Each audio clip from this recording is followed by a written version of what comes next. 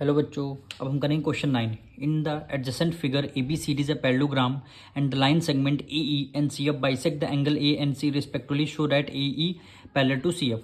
कह रहा है ए बी सी डी आपको पैरेललोग्राम गिवन है और कह रहा है ए ई जो है एंगल बाइसेक्ट कर रहा है angle A and C F line segment bisect कर रहा है एंगल सी। तो आपको बताना है ए ई यानी ए ई जो लाइन सेगमेंट है पैरेलल होगा किसके, सी एफ के। अच्छा, ए ई और सी एफ कब पैरेलल हो सकते हैं?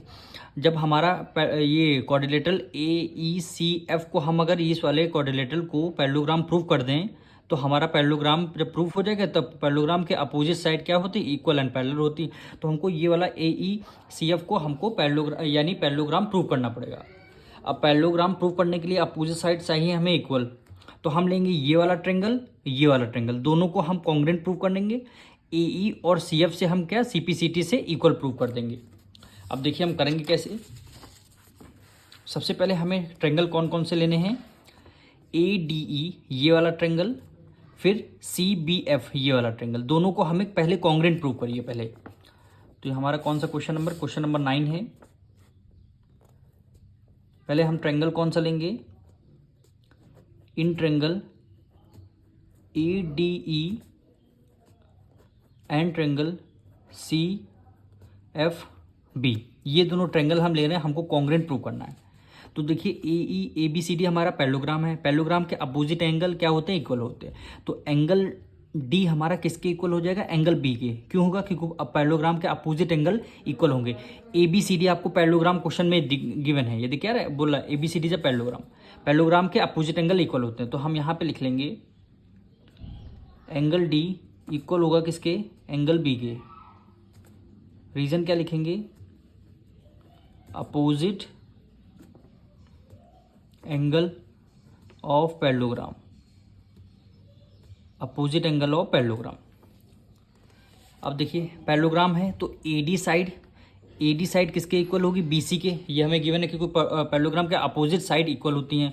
तो हम यहाँ पे लिख लेंगे ए डी इक्वल हो जाएगी किसके, बी सी के। रीजन वही हो जाएगा, opposite side of parallelogram, opposite side of parallelogram, parallelogram के अपोजिट एंगल और साइड दोनों इक्वल होती हैं। अब देखिए तीसरा एंगल हमें गिवन क्या था, ए ई बाइसेक्ट कर रहा है एंगल ए को। बाइसेक्ट करने का मतलब ये वाला एंगल दोनों इक्वल पार्ट्स में डिवाइड हो रहे हैं।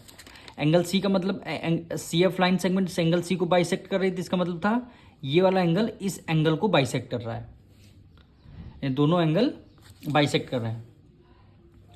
तो हम यहाँ पे लिख देंगे एंगल ए इक्वल हो जाएगा एंगल सी के, एंगल ए इक्वल हो जाएगा एंगल सी के। क्यों होगा, अपोजिट एंगल है पैरेललोग्राम पे।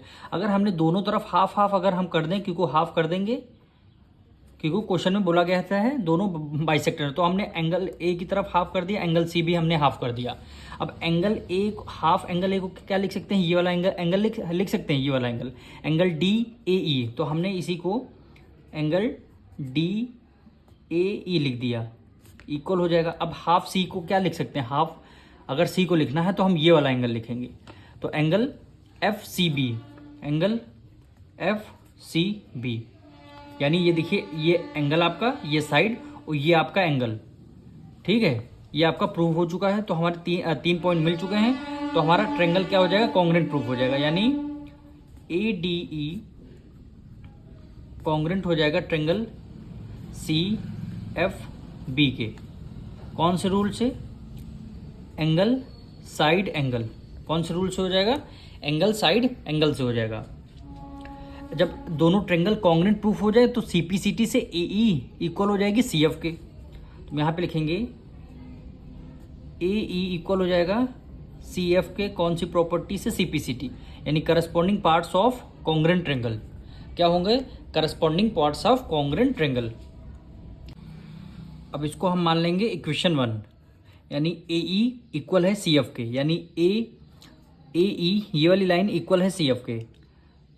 अब हम लेंगे ए बी सी डी हमारा पैरेललोग्राम था, तो ए बी इक्वल है किसके, सी डी के, यानी यहाँ लिखेंगे ए बी इक्वल है सी डी के, ये आपकी क्या है, अपोजिट साइड ऑफ पैरेललोग्राम, ये आपको गिवन है, opposite side of parallelogram given है।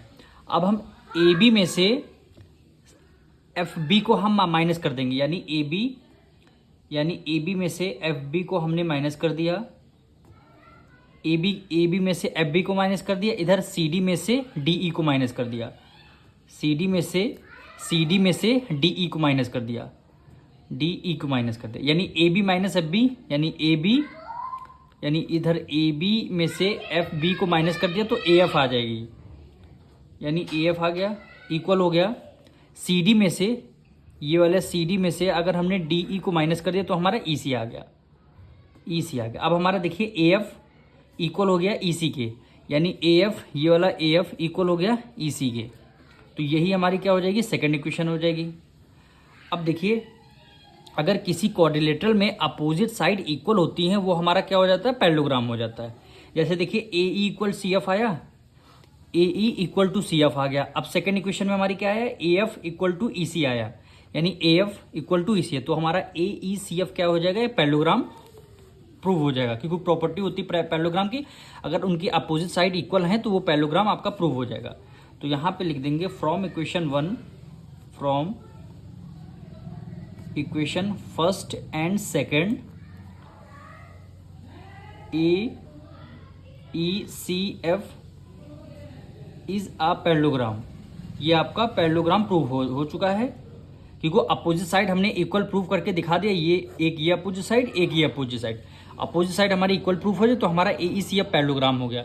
जब आपका क्वाड्रिलेटरल कोई भी पैरेललोग्राम प्रूफ हो जाता है तो अपोजिट साइड क्या हो जाती है, इसकी पैरेलल हो जाती है। यानी क्वेश्चन में क्या बोला गया था प्रूव करने के लिए, A E equal parallel to C F.